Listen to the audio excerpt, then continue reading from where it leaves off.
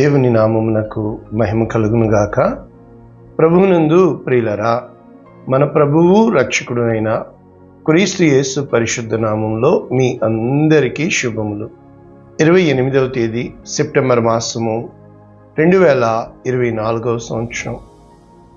ఈరోజు దేవుడు నిన్ను ప్రేమించి నీకిస్తున్న అద్భుతమైన వాగ్దానము, నీవు నాకు గండ్రగొడ్డలి వంటి వాడవు, నీవు నాకు గండ్రగొడ్డలి వంటి వాడవు. ఇర్మియా గ్రంథము 51వ అధ్యాయము 20వ వచనం. పూర్తి వచనము ఈ విధంగా ఉంది: నీవు నాకు గండ్రగొడ్డలి వంటి వాడవు, యుద్ధ ఆయుధము వంటి వాడవు. నీ వలన నేను జనములను విరగగొట్టుచున్నాను, నీ వలన రాజ్యములను విరగగొట్టుచున్నాను. ఈ వాక్యాలు ఇంకా మనకి కంటిన్యూషన్ అవుతుంది. నీ వలన గుర్రములను రౌతులను అని చెబుతూ, నీ వలన స్త్రీలను పురుషులను ముసలివారును బాలులను యవ్వలను కన్యకలను, అంటే గొర్రెల కాపర్లను గొర్రెల మందలను. ఏ విధముగా ఉంటుందంటే 24వ వచనం వచ్చేటప్పటికి, కల్దీయుల దేశ నివాసులను మీ కన్నుల ఎదుట సియోనులో చేసిన కీడంతటికి నేను వారికి ప్రతీకారము చేయుచున్నాను అని చెప్పుతూ, సర్వభూమిని నాశనము చేయు పర్వతమా అని చెప్పుతూ, నేను నీకు విరోధిని. ఇశ్రాయేలు దేవుడు సైన్యములకు అధిపతియగు యెహోవా బబులోను పురము చదరము చేయబడిన కళ్ళము వలె. ఇంకా కొంతసేపటికి దానికి కోతకాలము. ఏమని చెప్తున్నాడు? బబులోను రాజైన నెబుకద్రెజరు మమ్మును మింగివేసెను. ఇశ్రాయేలు చేస్తున్న ప్రార్థన. మమ్మును నుగ్గు చేసెను, మమ్మును వట్టి కుండ వలె ఉంచి ఉన్నాడు. భుజంగము మింగునట్లు మమ్మును మింగెను. మా శ్రేష్ఠ పదార్థములతో తన పొట్ట నింపుకొని మమ్మును పారవేసి ఉన్నాడు అని చెప్పుతూ, ఏమని చెప్పబడుతుంది ఇక్కడ? మీకు అందరికీ అర్థమవుతుంది. కనుక బబులోను మీద పగ తీర్చుకుంటాను అని చెప్పబడుతుంది. కనుక మనము ఇక్కడ ముగింపు 37వ వచనం చూస్తే, బబులోను నిర్జనమైన కసుపు దిబ్బలుగా ఉండును. అంటే కసుపు అంటే ఒక పెంటగా, నక్కలకు నివాస స్థలమగును, అది పాడై ఎగతాళికి కారణముగా ఉండును అని చెబుతూ అక్కడ చాలా విషయాలు ఉంటాయి. అంటే మనం అవన్నీ చదివితే కుదరదు, కానీ ఒకసారి ఇంగ్లీష్ వెర్షన్ చూసి ఎవరి గురించి ఈ వాక్యాలు రాయబడుతున్నాయి, ఎవరి కోసము దేవుడు చెప్తున్నాడు. మనము ఇంగ్లీష్ వెర్షన్ చూస్తే, New Living Translation, you are my battle axe and sword. నీవు నాకు బ్యాటిల్ యాక్స్ అంటే యుద్ధానికి వెళ్ళే, ఆ యొక్క తెలుగులో గద అని కూడా రాశారు, గొడ్డలి. ఏ విధముగా మనము చూస్తాం కదా, అటువంటి యుద్ధ ఆయుధము, ఖడ్గము అని చెప్పుతూ, with you I will shatter nations and destroy many kingdoms. నీ వలన నేను గొప్ప కార్యాలు చేయబోతున్నాను. కనుక వేరే ట్రాన్స్లేషన్స్ వారు ఏం రాసేశారు? You are my hammer and weapon of war అని. ఇంకా ఏమని రాశారు? You are my war club and weapon for battle, అంటే యుద్ధ ఆయుధము. రైట్, యుద్ధ ఆయుధము ఈరోజు మన యొక్క టైటిల్. అయితే ఈ వాక్యాలు వాళ్ళు ఏమని మొదలు పెడుతున్నారు, ఎవరి కోసం చెప్పబడుతుంది? నెంబర్ 1, 19వ వచనం ఏమనుంది? యాకోబునకు స్వాస్యమగువాడు అని చెప్తూ, అంటే ఇశ్రాయేలీలను ఈ విధముగా వాడుకుంటాడా అని అక్కడ ఒక ప్రశ్న వేస్తూ, లేక బబులోను అంటే నెబుకద్నెజరే, ఈ యొక్క ప్రొఫెసీ నెబుకద్నెజరుకా, లేక ఈ ప్రొఫెసీ ఎవరికి అని ఒక ప్రశ్న అక్కడ వేయబడితే, ఇప్పుడు నేను మీకు నేర్పిస్తున్న డైమెన్షన్, యాంగిల్ ఏంటంటే, దేవునికి ఒక ఆయుధము కావాలి. ఉదాహరణకి నేను టెక్నికల్ వర్క్ చేశాను, స్క్రూ డ్రైవర్ లేకుండా నేను ఎక్కడికి వెళ్ళలేను. మెషిన్ ఓపెన్ చేయడానికి స్క్రూ డ్రైవర్ కావాలి. ఒక డాక్టర్కి స్టెథోస్కోప్ కావాలి అన్నది పాతకాలం. ఇప్పుడేంటి, మనల్ని చూసి అంటే నాడి పట్టుకుని రోగం ఏదో చెప్పే కాలం ఎప్పుడో పోయింది. మనల్ని చూసిన వెంటనే బ్లడ్ టెస్ట్, ఎక్స్రే, ఈ టెస్ట్, ఆ టెస్ట్. కనుక అంటే ఒక ఇన్స్ట్రుమెంట్, ఒక టూల్, ఒక వెపన్. తాపి, మేస్త్రి. మేస్త్రి అంటే ఏంటి? తాపి పట్టుకున్నవాడు. ఇప్పుడు ఈ యొక్క వడ్రంగి వాడు, చెక్కల పనులు చేసేవాడు. మరి ఇప్పుడు దేవుడు తన ఆయుధము, ఎగ్జాంపుల్కి బలవంతుని చేతిలో బాణము వంటి వారు, అంటే దేవుని చేతిలో బాణముగా, అంటే దేవుడు గురి చూసి కొట్టే విధముగా. కనుక దేవునికి మన పట్ల గొప్ప ఉద్దేశాలు కలిగి ఉన్నాడు.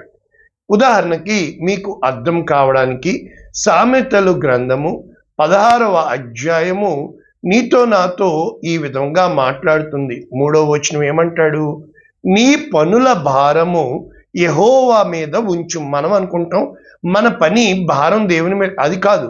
ద ప్యాషన్, అప్పుడు నీ ఉద్దేశములు సఫలమగు. The passion for what you designed. అంటే కుమ్మరి అంటే కొండల మీద పని చేసేవాడు. కమ్మరి అంటే ఎవడు? ఆ యొక్క ఐరన్ స్మిత్ అంటే గోల్డ్ స్మిత్. కంసాలి బంగారముతో పనిచేసేవాడు. కుమ్మరి ఐరన్ స్మిత్ ఆ యొక్క టూల్స్ తయారు చేసేవాడు, లేకపోతే ఇనుముతో పనిచేసేవాడు. కనుక 4వ వచనం ఏం చెప్పబడుతుంది? యెహోవా ప్రతి వస్తువును దాని పని నిమిత్తము కలుగజేసెను, నాశన దినమునకు ఆయన భక్తిహీనులను. అంటే ఆయన యందు దేవుని ఉద్దేశము సఫలమగును అని యెషయా 53లో ఉంటుంది యేసు ప్రభు వారి కోసం. మరి ఈరోజు వాక్యం ఏంటంటే రెండు ముఖ్యమైన దినములు మన జీవితంలో. ఒకటి అంటారు డిఓబి, డేట్ ఆఫ్ బర్త్. రెండవది డిఓడి, డేట్ ఆఫ్ డెత్. ఈ రెండు కాదు. కారణం ఏంటంటే మొట్టమొదటిది డేట్ ఆఫ్ బర్త్, రెండవది అది నీవు ఎందుకు పుట్టావో తెలుసుకునేది the purpose of the life. ఇది ముఖ్యమైన రోజు నీ జీవితంలో. అంటే మన జీవితంలో నీవు ఎంత వయసు వచ్చింది, దేవుడు బహుశా నిన్ను ఎందుకు పుట్టించి ఉంటాడు, దేవుడు ఏ పని నిమిత్తము, ఏ ఉద్దేశ్యము కోసము, ఏ కార్యము కోసం చేసి ఉంటాడు, మీకు అర్థమవుతుంది కదా. ఈరోజు ఒక అద్భుతమైన వ్యక్తిని నేను మీకు పరిచయం చేస్తున్నా. ఈ వ్యక్తి పుట్టక ముందే 100 సంవత్సరాలకు పూర్వము పేరు పెట్టి మరీ ప్రవచనం చెప్పబడింది యెషయా గ్రంథంలో. నాకు తెలియక అక్కడ ఉన్న పేరు ఇంగ్లీష్లో ఉన్న CYRUS, సైరస్, సురేష్. నేను ప్రార్థన చేశాను, తెలుగులో కోరేష్ అని ఉంటుంది. ఈరోజు ఇన్నాళ్ళకి కూర్చొని తెలియక ఇర్మియా 51వ అధ్యాయము 20 నుంచి 28 వరకు కంటతా పెట్టి ఎత్తిపెట్టి నేను ప్రార్థన చేసి ఉపవాసం ఉన్నాను. ఆ రోజుల్లో ప్రభువా నన్ను ఈ విధంగా అందరి మధ్య పరిచర్యకు వాడుకో అనుకున్నాను. కానీ ఇది గొప్ప లేఖనమని, ఈ యొక్క రాజు ఎవరు? కోరేషు పరిపాలన చేయకముందే ఈ యొక్క ప్రవచనము ఇర్మియా ద్వారా చెప్పబడింది. అంటే వీరి టైం లైన్ చూస్తే 700 BC మన ఐషియా గారు ఉంటే, 600 BC మన ఈ యొక్క జెర్మియా ప్రవక్త ఉంటే, ఇర్మియా ప్రవక్త. ఈయన కాలం చేసింది. మరి ఆయన టైం లైన్ చూస్తే ఆ తర్వాత అంటే దేవుడు 2 గొప్ప ప్రవక్తల ద్వారా ఇంకా చెప్పాలి అంటే ఈయన గొప్పతనము. ఎజ్రా గ్రంథము 1వ అధ్యాయము మనకి ఏ విధంగా ప్రారంభించబడిందో తెలుసా? పారసీక దేశపు రాజైన కోరేషు ఏలుబడిలో. అంటే ఈ కోరేషు ఏలుబడిలో ఎవరు ఉన్నారు? దానియేలు గ్రంథం మీకు చూపిస్తాను. దానియేలు ఉన్నాడు, ఈ ఎజ్రా ఉన్నాడు. చూసారా? అంటే బహుశా నెహెమ్యా కూడా ఉన్నాడని. ఈ ఎస్తేరు గ్రంథము అహష్వేరోషు కుమారుడైన దర్యావేషు తర్వాత పరిపాలన చేసింది ఈ కోరేషు. ఆ తర్వాత ఇంకా ఉన్నాయి, చరిత్ర చెప్తే మనకెందుకు అంత, రైట్? అంటే ఇంత గొప్ప చరిత్ర ఈ వ్యక్తి పుట్టకముందే, యోషియా అనే రాజు పుట్టకముందే ప్రవక్త ప్రవచనము ఉంటుంది. అంటే దేవుడు అంతెందుకు, సొలొమోను పుట్టకముందే ప్రవచనము. అబ్రహాముకి ఇస్సాకు పుట్టక ముందే ప్రవచనము, యేసు ప్రభు పుట్టక ముందే ప్రవచనము. మరి నీకోసం నా కోసం రాయలేదా బైబిల్లో? రాశాడు. కానీ మనము ఎందులో బిజీ ఉన్నాం? నేను, నా కుటుంబము, నేను, నా బిడ్డలు, నేను, ఉద్యోగం, తిన్నామా తిరిగామా తిండే. మరి అప్పుడప్పుడు నాలోటోడు కూడా ఉంటాడు కదా, ఇదిగో 26 సంవత్సరాలు వట్టి చేతులతో కువైట్లో నిలబడ్డాను అంటే, 12 సంవత్సరాల సేవ చేసి వట్టి చేతులతో కన్నీటితో 3 నెలల నుంచి నిలబడ్డానంటే నిజంగా విచిత్రంగా ఉంటుంది కదా. కొన్ని జీవితాలు విచిత్రంగానే ఉంటాయి.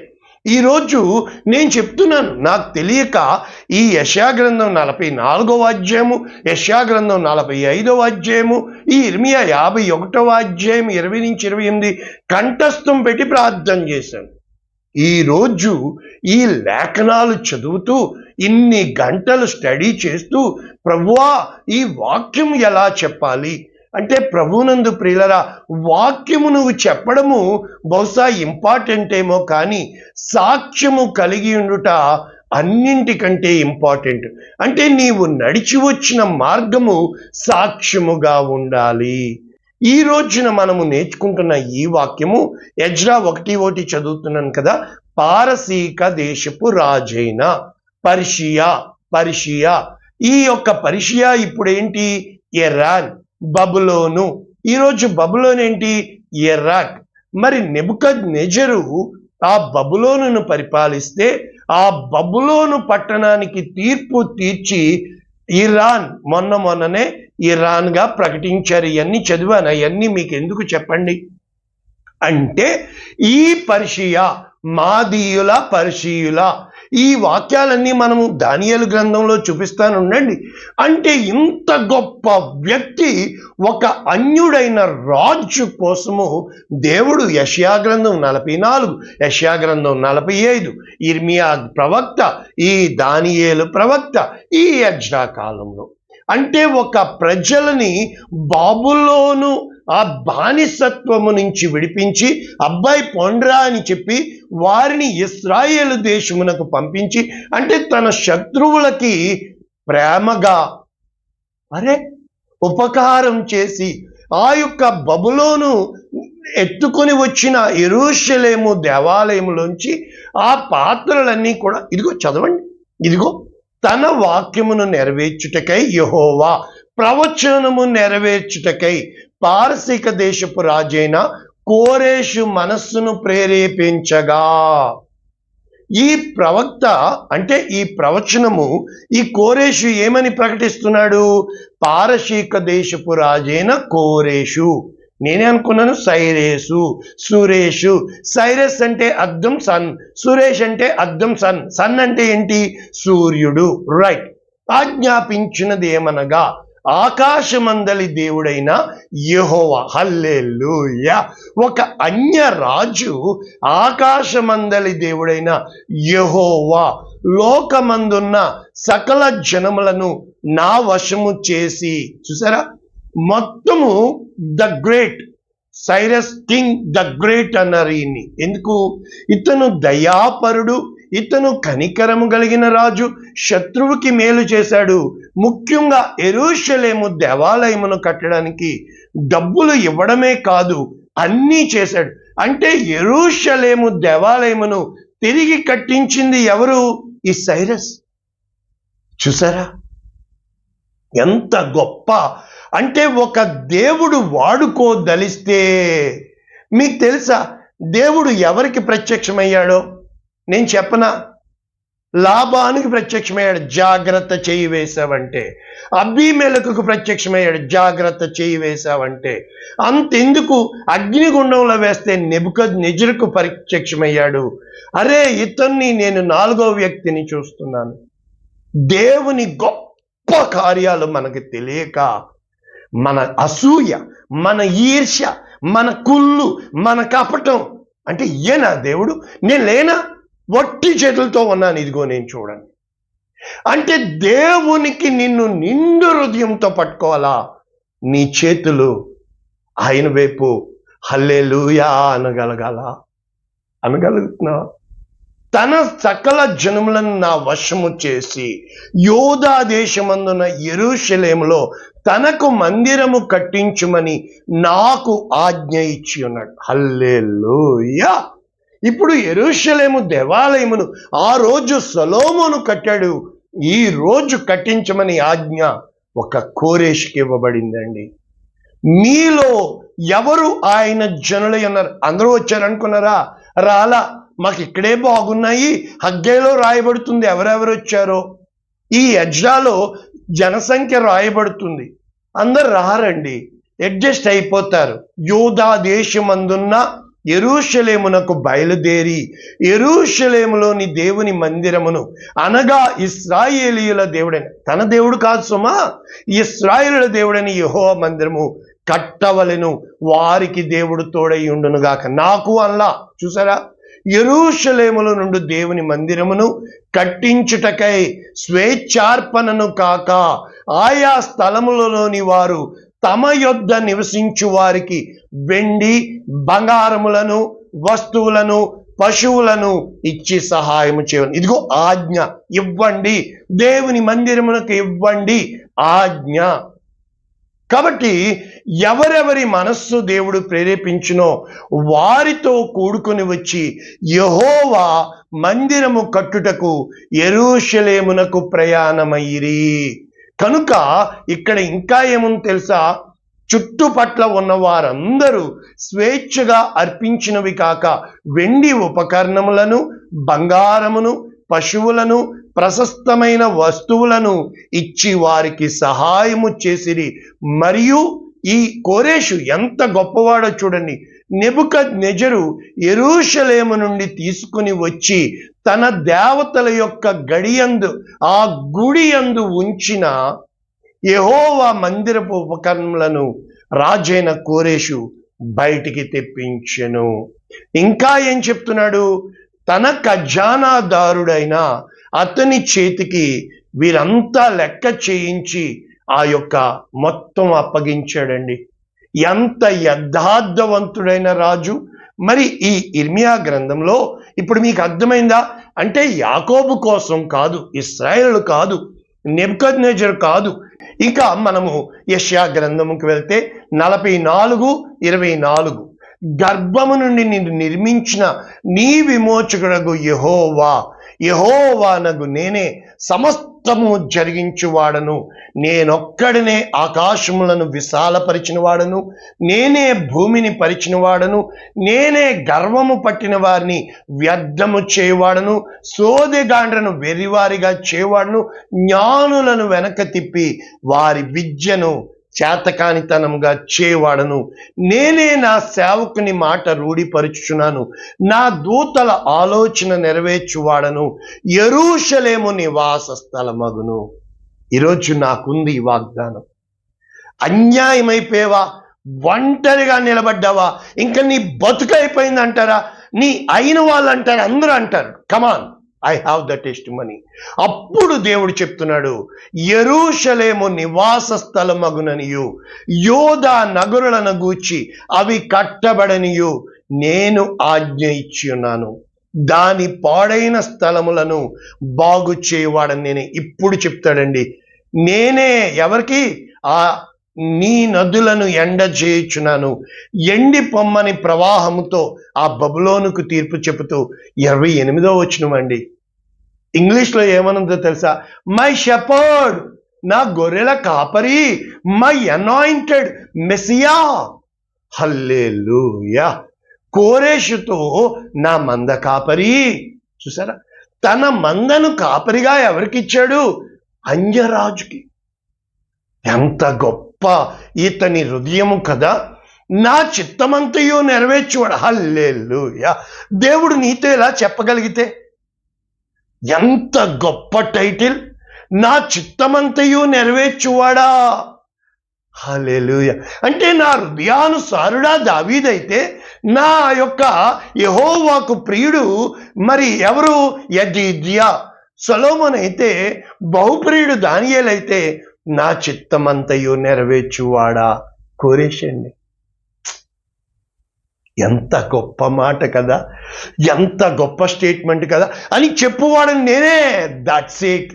అంటే ఇతను పుట్టక ముందే యెషయా, ఇర్మియా, ఈ ఎంతమంది, దానియేలు అయితే వెళ్దాం మరి వాక్యం టైం ఎక్కువవుతుంది. మరి వాక్యం అంటే అమ్మా దేవుడు చేస్తాడని చెప్పకూడదు. వాక్యం ఇక్కడ చెప్పబడుతుంది, యెరూషలేముతో నీవు కట్టబడదు అనియు దేవాలయమునకు పునాది వేయబడిననియు నేను చెప్పుచున్నాను అని చెప్పుతూ ఇప్పుడు యెషయా 45:1 ఏమంటున్నాడు? అతని పక్షమున జనులను జయించుటకు నేను అతని కుడి చేతిని పట్టుకుని ఉన్నాను. చూసారా? నేను రాజుల నడికట్లను విప్పేదను. అక్కడ ఇర్మియా 51లో ఉన్నాయని ఇక్కడ కనబడుతున్నాయి కదా. ద్వారములు అతని ఎదుట వేయకుండా తలుపులు తీసేదను. ఎవరికి? తాను అభిషేకించిన కోరేష్, మెస్సియా, అనాయింటెడ్. అంటే దేవుడు అభిషేకము అంటే టచ్ అంటే పడిపోవడం. ఎంత చీప్గా మాట్లాడుతున్నారు. నా ముందు పడిపోతారు, నేను కూర్చుంటే పడిపోతారు. అంతగా దేవునితో పిచ్చగా నువ్వు కలవడ్డావా? అయితే ఒకటి గుర్తుపెట్టుకోయే, ఏమీ దక్కవు నీకు. ప్రజలందరూ నిన్ను వెళ్దాం పురుగులా చూస్తారు. చూపిస్తాను. నేను నీకు ముందుగా పోవచ్చు, మెట్టగా ఉన్న స్థలములను సరాలము చేసేదను, ఇత్తడి తలుపులు, ఇనప గడియలు. ఇంక ఇవన్నీ చదివితే పేరు పెట్టి పిలిచిన ఇశ్రాయేలు దేవుడైన యెహోవా నేనే అని నీవు తెలుసుకున్నట్లు బ్లా బ్లా. ఈ యెషయా 45 అంతా కూడా ఏమని చెప్పబడుతుంది తెలుసా? నా సేవకుడైన యాకోబు నిమిత్తము, నేను ఏర్పరచుకున్న ఇశ్రాయేలు నిమిత్తము నేను నీకు పేరు పెట్టి నిన్ను పిలిచితిని. నీవు ఇంక ఇదంతా యెషయా 45 చదివితే ఎలా కుదురుతుంది చెప్పండి? మీరే చెప్పండి, న్యాయం చేయండి. కనుక ఎజ్రా చదివేశాను. ఇర్మియా 50:23 సర్వభూమిని కొట్టుచున్న సమ్మెట సుత్తి. చూసారా? అంటే నా వాక్యము అగ్ని వంటిది కాదా, బండను బద్దలు చేయ సుత్తి వంటిది కదా. 91వ కీర్తనలో చెప్పాను, మీరు చూసుకోండి నా వాక్యాలు. రైట్? అయితే బొత్తిగా విరగగొట్టబడిను అన్యజనులలో బబులోను బొత్తిగా కనుక బబులోనుకి ఎందుకు ఇస్తాడు? బబులోనును విరగొట్టడానికి ఒకప్పుడు అధికారం ఇచ్చాడు. ఆ అధికారం నేను చూపిస్తాను దానియేలు గ్రంథంలో. రైట్? యెషయా 41:14 ఇక్కడ పురుగు వంటి యాకోబు, చూసావా నేను నరుడను కాదు పురుగును అని కీర్తన 22లో కీర్తనాకారుడు నా దేవా నన్నెందుకు చేయవిడిచితివి? యేసు ప్రభువారు శిలువ మీద చనిపోలేదా? చూసా? స్వల్ప జనమగు ఇశ్రాయేలు భయపడకుడి, నేను నీకు సహాయము చేయుచున్నాను అని యెహోవా నీ విమోచకుడు ఇశ్రాయేలు పరిశుద్ధ దేవుడు. కక్కులు పెట్టబడి పదును గల క్రొత్తదైన నురిపిడి మ్రానుగా నిన్ను నియమించి ఉన్నాను. నీవు పర్వతములను నూర్చుదువు, వాటిని పొడి చేయుదువు, కొండలను పొడి చేయడం నేను నేర్పించాను. నా వాక్యం చూసుకోండి. రైట్? ఇంకా కీర్తన 149:7 అన్యజనులకు ప్రతిదండన చేయుటకు, ప్రజలను శిక్షించుటకు, గొలుసులతో వారి రాజులను, ఇనప సంఖ్యలతో వారి గన్లను బంధించుటకు, విధింపబడిన వారి మీద తీర్పు నడుపుటకు వారి చేతిలో 2 అంచుల ఖడ్గము తన భక్తులకు ఇస్తాడు. అంటే కోరేష్ ఆజ్ఞాపిస్తున్నాడండి. ఎన్ని వాక్యాలు! ఇంకా దానియేలుకు వెళ్ళి ముగించుకుందాం, ఇప్పటికే ఎక్కువ చెప్పాను. దానియేలు గ్రంథం 1వ అధ్యాయం 21వ వచనం. ఈ దానియేలు కోరేషు ఏలుబడి 1వ సంవత్సరం వరకు జీవించాడు. చూసారా? 4 రాజుల్ని చూశాడండి దానియేలు. డానియేల్ అంటే గాడ్ ఈజ్ మై జడ్జ్. చూసారా? 1వ సంవత్సరం వరకు జీవించాడండి. అంటే ఈ దానియేలు కోరేషుని చూశాడు. 6వ అధ్యాయము 28వ వచనం.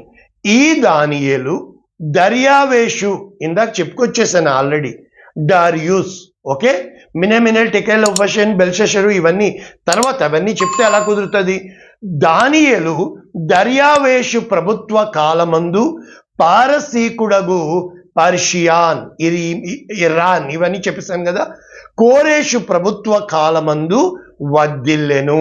ఇంకా దానియేలు 10:1, రైట్. పారసీక రాజుగు కోరేషు పరిపాలన కాలంలో 3వ సంవత్సరమున బెల్తెషాజరు అను దానియేలునకు ఒక సంగతి బయలుపరచబడెను. గొప్ప యుద్ధము జరుగుచున్నది కనుక ఇప్పుడు మీకు చారిత్రక ఆధారాలతో చూపించాను. ఇప్పుడు మనం ముగించుకుంటే ఈ యొక్క యెరూషలేము పాడైపోతుందని ఇర్మియా 25:11, ఈ దేశమంతయు పాడుగా నిర్జనంగా, అంటే జనము లేనిదిగా, ఈ జనులు 70 సంవత్సరములు దేవుడు ఎవరికి ఇచ్చాడు? నెబుకద్నెజరు, ఇదిగో బబులోను రాజునకు దాసులుగా ఉందురు. అయితే ఈ 70 సంవత్సరములు గడిచిన తర్వాత నేను బబులోను రాజుకు కల్దీయుల దేశమును శిక్షిస్తాను, దానికి నాశనము చేస్తాను. ఇర్మియా 29:10. యెహోవా ఈ ఆజ్ఞ ఇచ్చుచున్నాడు, బబులోను రాజ్యమునకు 70 సంవత్సరములు గతించిన తరువాత నేను మిమ్మును గూర్చిన శుభవార్త పలుకుదును. కనుక మనము ముగించుకుంటే దేవుని వాక్యం యెషయా 55:8, నా తలంపుల వంటివి నీ తలంపులు కాదు. ఇక్కడ ఏం చెప్పబడుతుంది? వర్షము, హిమము అంటే మంచు, రైట్, ఆకాశము నుండి వచ్చి ఎలాగు మరలక భూమిని తడిపి విత్తువానికి విత్తనము, భుజించువానికి ఆహారము కలుగుటకై ఆవగింజ నేర్పించాను. చూడండి, ఏ ఆవగింజని పక్షులు తినేసినాయో అదే ఆవగింజ ఎదిగితే పక్షులు వచ్చి గూళ్ళు పెడతాయి. నువ్వు అలా ఎదగాలి, రైట్. కానీ అంటే నరికేయడం, చంపేయడం, పగ తీర్చుకోవడం కాదు సుమా. ప్రేమలో, ఓర్పులో, సహనంలో, దీర్ఘశాంతంలో నిన్ను నీవు తగ్గించుకొని, చాలా కష్టం కదా, రైట్. విత్తనమును భుజించు వారికి ఆహారము కలుగుటకై అది చిగిర్చి వర్ధిల్లునట్లు చేయను, అలాగే నా నోట నుండి వచనము ఉండును. నిష్ఫలముగా అంటే గురి చూసి బాణాన్ని కొడితే, గురి చూసి దేవుని వాక్కు వెళ్తే నా యుద్ధకు మరలక అది నాకు అనుకూలమైన దానిని నెరవేర్చును, నేను పంపిన కార్యము సఫలము చేయను. చూసారా? కాబట్టి ఇప్పుడు ముగిస్తే తిమోతికి రాసిన 2వ పత్రిక 2వ అధ్యాయము 20వ వచనం, గొప్ప ఇంటిలో వెండి పాత్రలు, బంగారు పాత్రలు, కర్ర పాత్రలు, మట్టి పాత్రలు కొన్ని ఘనతకు కొన్ని ఘనహీనతకు వినియోగింపబడతాయి. ఎవడైనను వీటిలో చేరక తన్ను తాను పవిత్రపరుచుకుని ఎడల వాడు పరిశుద్ధపరచబడి యజమానుడు వాడుకునుటకై నా జీవితానికి యజమానుడా నిన్ను మాత్రమే కొలుతునేసయ్యా. కన్నీటిలోయ ఆవేదనల ఛాయ ఈ లోకపు మాయ నీ తాళలేనయ్యా.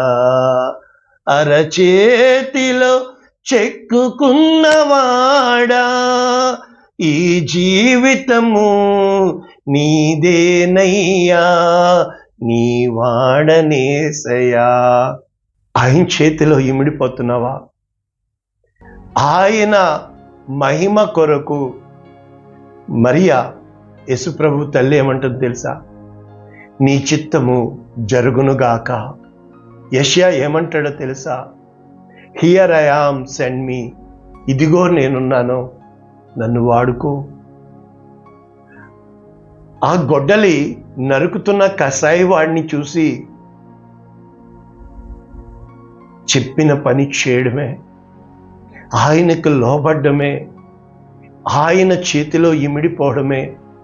ఎంత మందిని ట్రై చేస్తున్నాడు కదా ఈరోజు దేవుడు. ఒక్కడు ఉన్నాడా యజమానుడు వాడుకునుటకు అర్హమై ప్రతి సత్కార్యమునకు సిద్ధపడి ఘనత నిమిత్తమైన పాత్రగా honour, vessel of honour in the hands of the master. నువ్వు బంగారమా, నువ్వు సింగారమా, నువ్వు శృంగారమా, బ్యూటిఫుల్లా కాదు. ఒక కొవ్వొత్తి తన యజమానుడి చేతిలో ఆ యొక్క వెలుగుని ఇవ్వగలిగినంత రూపం కోల్పోతుందే. ఏ రోజైతే ప్రభునందు ప్రియమైన దేవుని బిడ్డ నువ్వు ఆయన చేతుల్లో, ఈరోజు పరిస్థితులన్నీ తల్లకిందులుగా ఉండొచ్చు. ఈరోజు ఇశ్రాయేల్ ఎలా ఏలుతుందండి? ఇది వెళ్ళిపోతుంది, యుద్ధం ఆగదు. ఇది బైబిలికల్ ప్రాఫెసీ. చూసారా, మనం తెగుళ్ళు చూసాం, యుద్ధాలు చూసాం, వరదలు చూసాం, భూకంపాలు చూసాం, వన్న పొలంగా మనుషులు చచ్చిపోవడం, హార్ట్ అటాకులు చూస్తున్నాం. ఈరోజు ఇప్పుడు చూసినోడు మరుసొచ్చాను. ఇంకా దేవుని కోసం సిద్ధపడలేవా? ఇంకా దేవుని కోసం ముందుకు రాలేదా? ఇంకా ఇంకా అయితే ఈరోజు నీ కోసమే నేను మాట్లాడుతున్నాను. ఏ రోజునైతే ఆ దేవుని చేతిలో బాణముగా, ఆ దేవుని చేతిలో యుద్ధ ఆయుధముగా, ఆ దేవుని చేతిలో పనికి వచ్చే పాత్రగా నువ్వు నేను ఉంటామో మన జీవితానికి పరమార్థం. అటువంటి కృప దేవుడు అనుగ్రహించునుగాక. ఆమేన్. పరిశుద్ధుడా, ప్రేమ కలిగిన తండ్రి, ఈ వాక్యాలు ఎంతగా నువ్వు తీసుకెళ్తావో లక్షల మందికి లక్షణమైన వాక్యమయ్యా. ఆటంకపరుస్తున్న ప్రతి శక్తిని బాంధిస్తూ ఎంతవరకు ఈ యవ్వనస్తుల్ని ఈ నాశనం చేస్తున్న బోధలు కాక, వారిని తండ్రి నీలోనికి పురికొల్పే బోధలుగా, వారిని తండ్రి నీలో జీవింపచేసే వాక్యముగా ఈ కార్యము చేయమని, ఈ యొక్క కార్యాలు నాకు చెప్పబడిన ప్రతి ప్రవచనము జ్ఞాపకము చేసుకోమని, నీ వాక్కు అన్యాయము చేసుకోవద్దని యేసునామములో వాక్యం వింటున్న వీరిని, వీరి కుటుంబాల్ని యేసునామమున దీవిస్తున్నాము తండ్రి. ఆమేన్. God bless you all. దేవుడు మిమ్మల్ని దీవించును గాక. ఆమేన్, ఆమేన్, ఆమేన్.